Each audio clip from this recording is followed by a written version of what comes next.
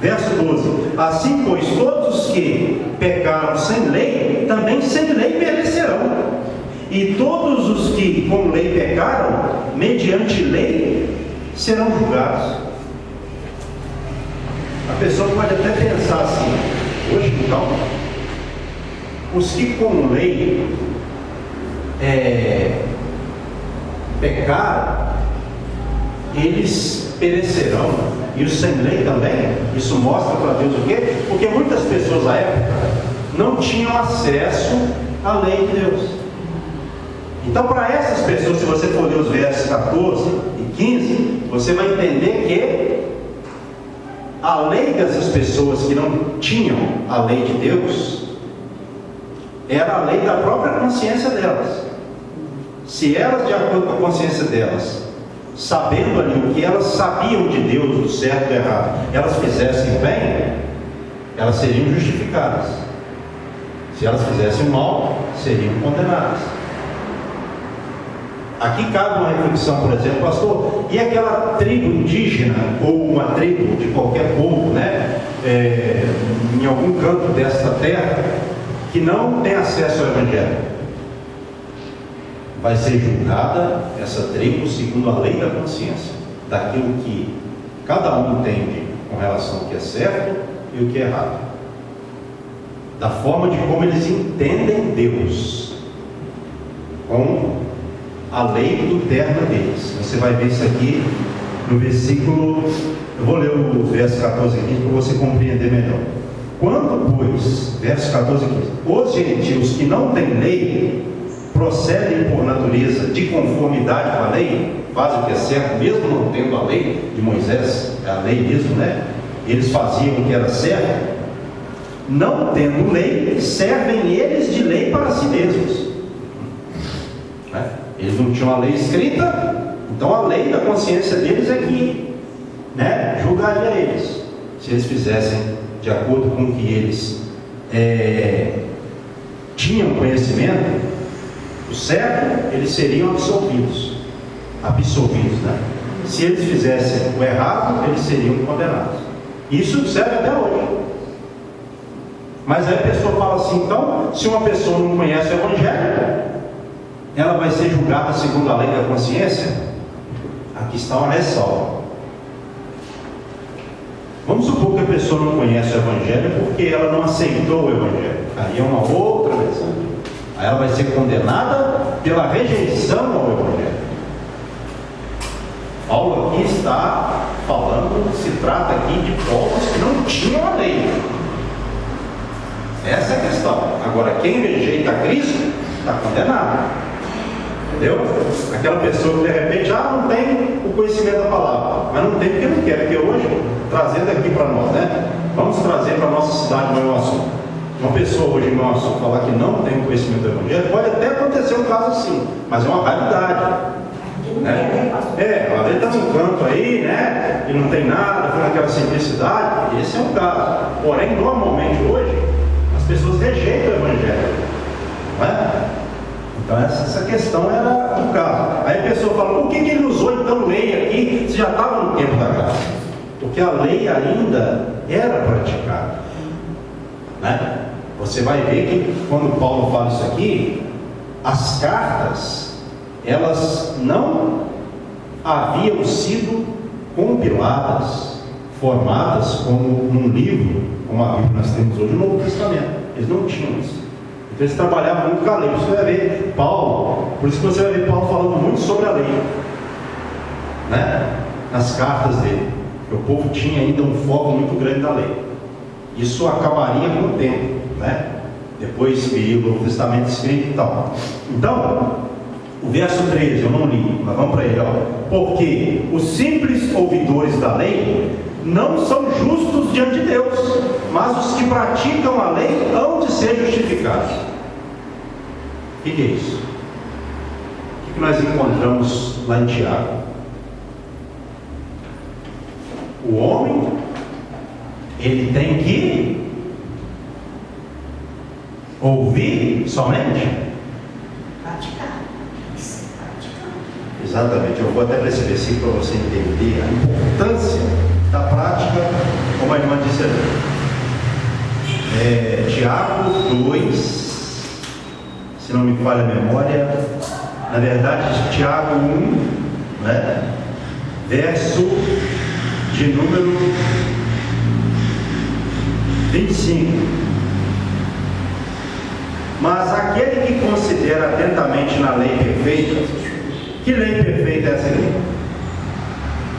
A lei do amor, tá? Mas vamos lá. Lei da liberdade, e nela persevera, não sendo ouvinte negligente, mas operoso, praticante, esse será bem-aventurado no que realizar. Então aqui não pode ser só ouvinte, tem que ser praticante para ser bem-aventurado naquilo que realizar. Não é? Então isso aí pode encontrar por toda a Bíblia, Jesus falando lá também sobre o homem que ouve e não pratica. Esse homem vai ser destruído pela força das águas, da enchente, né? E o homem que ouve e pratica, ele vai resistir à enchente, à força das águas, que é um símbolo dos problemas da vida, né? Então tem essa questão. Vamos agora fechar no verso 16. No dia em que Deus, por meio de Jesus Cristo, há de julgar os segredos dos homens de conformidade com o meu Evangelho. Então Deus vai julgar por meio de Jesus Cristo os segredos dos homens. O que é isso? O profundo e o escondido. Exatamente. Então, naquele dia, Deus vai julgar as intenções dos nossos corações, coisas ocultas que só Ele pode ver. Essas coisas, elas se manifestarão naquele dia do juízo, em que Deus há de julgar os segredos dos homens, de conformidade com o Evangelho, de conformidade com o que está escrito. Então, se eu ouço, eu leio o que está escrito e me esforço para viver, eu vou ser julgado segundo o meu procedimento, mediante a palavra. Isso é muito importante. Então, um livro que vai estar no dia do julgamento, qual é a palavra de Deus? O Apocalipse fala de 3 livros. Primeiro, a palavra de Deus. Segundo, o livro que está registrado nele, ou registrados os atos dos homens. E terceiro, o livro da vida. No meu ponto de vista, em Apocalipse não tem a Bíblia. Lá cita 3 livros, mas não a Bíblia. Livro da morte, livro das obras e livro da vida. Mas você pode observar que lá não fala livro da morte. Fala. Eu acho que não. Eu mostro para o senhor. Então vamos ver se você acha que não é jeito. Mas então, vai ter esses 3 livros naquele dia, para testemunhar. Porque ele fala aqui, ó, que Deus vai julgar os segredos dos homens de conformidade com o Evangelho. Você pode observar isso aí, não tem vida morte. Então, é de conformidade com a palavra. Então a palavra vai estar lá para quê? Para Deus falar, ó, você leu, você conheceu, mas não viveu. Para quem não vive, né? Vai receber essa palavra. A palavra vai estar lá para testemunhar contra essas pessoas. Então, meus irmãos, essa é a questão. Nós temos que ter cuidado com isso, porque a Bíblia fala que todo aquele que não for achado inscrito no livro da vida, esse, o que vai acontecer com ele? A sua parte será no lago de fogo e enxofre, que é a segunda morte. Então, Deus vai, segundo essa palavra que nós estamos ouvindo, julgar as motivações. E aqui tem um detalhe que eu quero trabalhar para encerrar.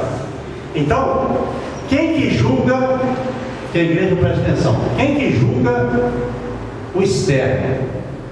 O externo, quem julga é a igreja tem que julgar. Por exemplo, um irmão faz uma coisa errada na igreja, o que o pastor tem que fazer? Chamar ele e conversar com ele. É julgar nesse sentido.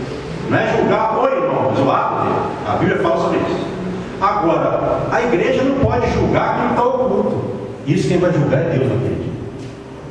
Agora, quando algo oculto sai para fora, aí a igreja vai e trata do caso. Mas naquele dia Deus vai julgar as intenções do meu coração, as motivações. Então tem que corrigir o quê? O que me leva a fazer as coisas, as motivações, as intenções. Será que eu estou fazendo a obra de Deus para poder me beneficiar, para me ganhar algo material? Ou eu estou fazendo a obra de Deus para Deus ser glorificado e ser salvo naquele dia? Então nós estamos semeando aqui na terra e devemos semear para a vida eterna. Nós não podemos fazer a obra de Deus pensando em coisas materiais. Aquele irmão, ele vai me beneficiar com isso, eu vou fazer isso para ele. A igreja não é balcão de negócio.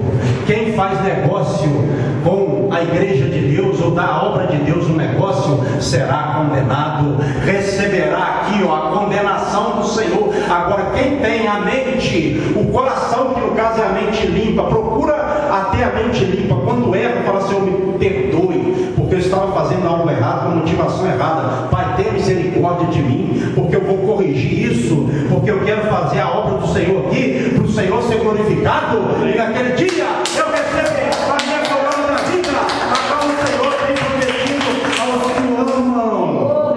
Eu tenho que fazer a obra de Deus assim, senão naquele dia o Senhor vai falar para mim: eu nunca estive com você. Está escrito no Evangelho: afastai de mim, maldito, que eu não vos conheço. Exatamente. Então, às vezes a gente preocupa muito, não que a gente não deve ter essa preocupação com a observação das pessoas, mas e Deus que olha para o interior? Será que eu tenho observado isso? Mas eu te falo, pastor, de coração, contigo vai acontecer isso. Amém, amém. Eu creio. E assim, meus amados irmãos, isso é muito importante. Eu vou finalizar com um versículo aqui, vou finalizar agora, tá? Eu não li. Versículo 29, ó. Porém, judeu é aquele que o interiormente é. Porque o judeu achava que ele era, beneficiado por ter nascido no povo israelita. E aqui Paulo fala pelo Espírito, ó. Porém, judeu é aquele que o é interiormente. Ou seja, que é de coração para Deus, né? E circuncisão é o que de coração é. Ou seja judeu ou circunciso, Deus olha para o coração. Amém. Olha só o que Paulo fala aqui pelo Espírito. No Espírito, não segundo a letra, e cujo louvor não procede dos homens, mas de Deus. Ou seja, Deus sabe, Deus olha para o coração. Então o que manda para Deus é o quê? É a nossa mente. Está lá dentro da nossa mente. Então a primeira coisa que a gente tem que vigiar é a nossa mente. A primeira coisa que a gente tem que guardar é a nossa mente, para que o diabo não ganhe espaço na nossa vida e venha nos tirar do caminho da vida eterna. Amém, irmão? Então isso é muito importante. Nós temos essa convicção, porque às vezes o crente tem aquela, né? Eu estou caminhando com Deus, eu vou para o céu, fulano vai para o inferno. Então Paulo aqui chama atenção para isso, trazendo essa palavra para os nossos dias. Não é que a gente vai deixar de pregar sobre céu e inferno, a gente tem que ter cuidado, né? E será que eu não estou assim praticando as coisas que eu condeno? Não é? Não tem isso? Às vezes o ser humano tem isso. Está errado, mas quando ele está lá escondidinho da casa dele, ele faz. Aí Deus vê. De Deus ninguém esconde. Se coloca sobre os seus pés. Faça assim com as mãos em forma de receber. Senhor meu Deus, meu Pai, a todos os presentes e ausentes, eu abençoo com teu amor, com a graça do Filho, com a sua cruz, consolação do Espírito Santo. Pai, dê a todos um final de domingo, semana confortável, consolado, animado, para que nós terminemos a semana assim e comecemos a semana prática amanhã na consolação, no encorajamento do Divino Espírito Santo, em nome de Jesus. Amém. E que as palmas do Deus. Aqui a quantas semanas vai ser a festa? 2 ou 3 semanas vai ser a nossa festa. esteja orando para dar tudo certo, já está com o planejamento, já está tudo certinho, mas aí orar para consagrar e ser para Deus. Não vai embora sem dar a paz do Senhor, irmão, vai ser lá, para terminarmos o culto e também. Faz aquela. Você faz para mim, o que você precisa? Tá, vou fazer. Mas o Senhor me abençoar. Que Jesus te abençoe, te aguarda. Eu vou falar meu raciocínio. Não,